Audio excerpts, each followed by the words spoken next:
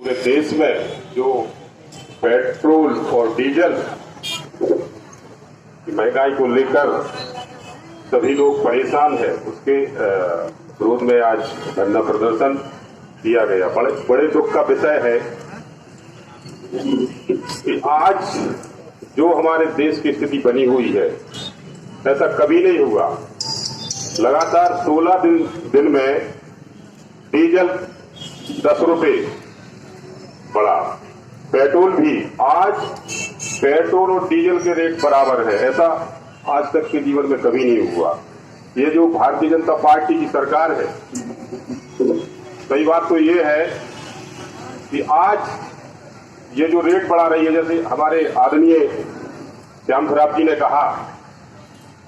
कि जो हमारे मध्य प्रदेश में जो अभी 24 सीटों पर उपचुनाव होना है, उसके लिए जो पैसों की व्यवस्था कैसे करी जाए, उसके लिए ये पेट्रोल डीजल के रेट बढ़ाए गए। आज हमारे देश में जैसा कि कोरोना वायरस संक्रमण जो एक महामारी हमारे देश में जो आई, शायद वो नहीं आती, लेकिन असल बात तो ये है कि खाली मध्य प्रदेश की सत्ता हथियाने के लिए हमारे देश के पूर्व मुख्यमंत्री शिवराज सिंह जो आज मुख्यमंत्री हैं, और केंद्र सरकार जिनकी भाजपा की मोदी जी, दोनों मिलकर एक प्रदेश की सत्ता हथियाने के लिए पूरे देश को कोरोना वायरस का बलि चढ़ा दिया। 10 फरवरी में आदरणीय राहुल गांधी जी ने कहा था कि ये जो महामारी है कोरोना वायरस, ये अन्य प्रदेशों में पूर्ण रूप से फैल चुकी थी, और उन्होंने सचेत किया था कि यदि इस कोरोना महामारी को लेकर हमारे देश में देशवासियों को जागरूक और इसको लेकर कोई व्यवस्था नहीं बनाई गई, तो ये अन्य प्रदेशों में जैसे लाखों लोग जिससे संक्रमित हुए और हजारों लोग मर चुके, ये स्थिति हमारे देश की बन जाएगी। लेकिन उस समय इन लोगों ने उसे मजाक में डाल दिया, और यहां तक कि जब मार्च में जब भाजपा ने कुछ हमारे विधायकों को पैसों में खरीद लिया, और उस समय हमारे जो विधानसभा अध्यक्ष प्रजापति जी थे, उन्होंने 7 दिन के लिए विधानसभा स्थगित कर दी, तो नरोत्तम मिश्रा जी बोले कि ये इन लोगों को कोरोना का डर होना है। और आज अगर आप वो स्थिति देखें तो वास्तव में कोरोना के आगे प्रदेश की सरकार और केंद्र की सरकार ने हाथ खड़े कर दिए। आज जो मोदी जी कहते थे कि हम हवाई यात्रा जो बड़े लोग करते हैं, हम हमारे देश के गरीब से गरीब व्यक्ति को हवाई यात्रा कराएंगे, लेकिन इस कोरोना संक्रमण के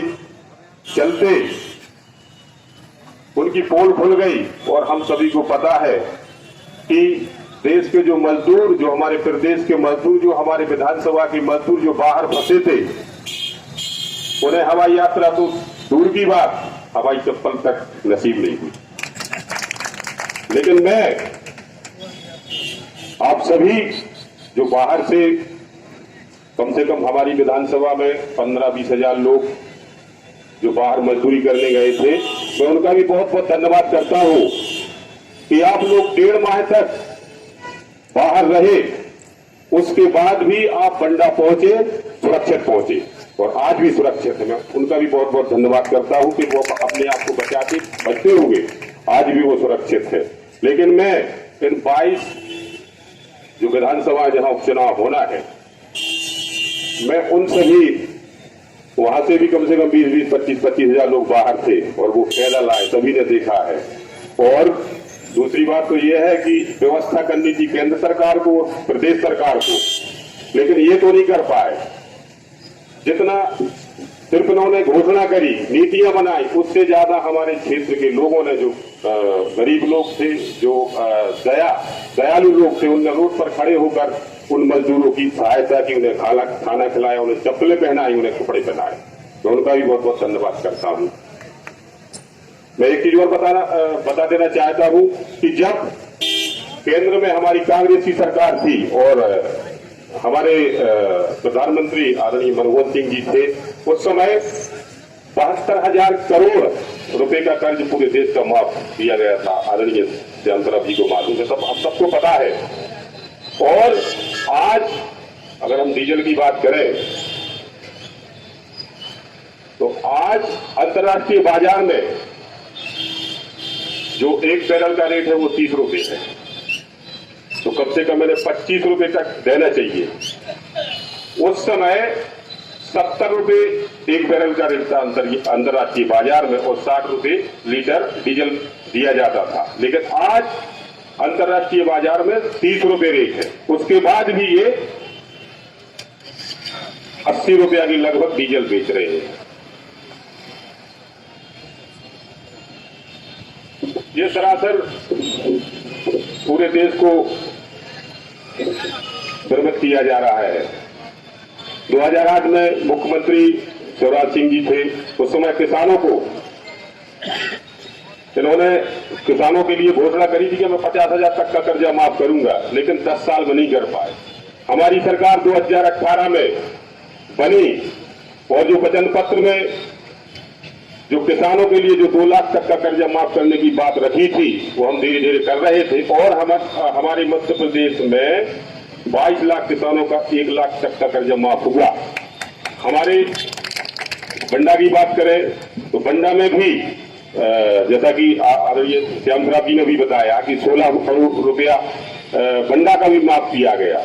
लेकिन इन्होंने सिर्फ झूठ के अलावा कुछ नहीं दिया। आज मुझे तो ऐसा लगता है कि आदरणीय शिवराज जी और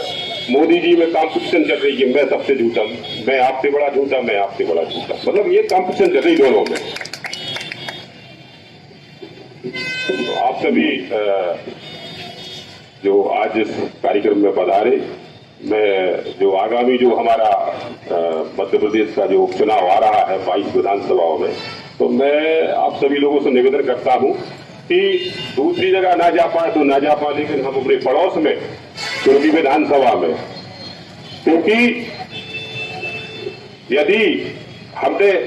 इस उपचुनाव में भारतीय जनता पार्टी को जवाब नहीं दिया और नहीं हराया तो वास्तव में हमारी वोट का कोई मूल्य नहीं रहेगा। आगे कोई विधायक बने, किसी भी पार्टी का विधायक बने, ये पैसों से अपनी सरकार बनाते रहेंगे और कभी गरीब मजदूर किसान और किसी वर्ग का कभी विकास नहीं होगा। यदि हमें अपना भविष्य बनाना है तो हमें इन 24 विधानसभा में उपचुनाव होना है, वहां कांग्रेस को जिताना होगा। आप मुख्यमंत्री हैं, तो जैसा कि कमलनाथ जी किसान के बेटे नहीं थे,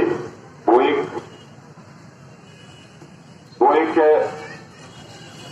व्यवसायी धंधे वाले थे, लेकिन उन्होंने किसानों के दर्द को समझा और 2 लाख तक का किया, लेकिन आप लोगों को हजम नहीं हो रहा था, आप लोगों ने सरकार गिरा दी, लेकिन 1 लाख तक का कर्जा माफ किया। मैं चैलेंज करता हूं आपको शिवराज सिंह जी, मैं एक विधायक होने के नाते, हमारा कोई बड़ा प्रतिनिधि या बड़ा कोई प्रदेश लेवल का नेता नहीं, मैं चैलेंज करता हूं आपको कि आप तो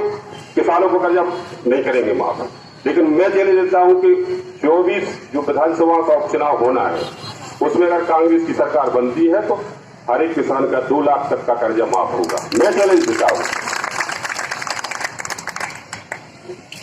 आज इस कार्यक्रम में आप सभी लोग पधारे, उसके लिए आप सभी का बहुत बहुत धन्यवाद। जय हिंद।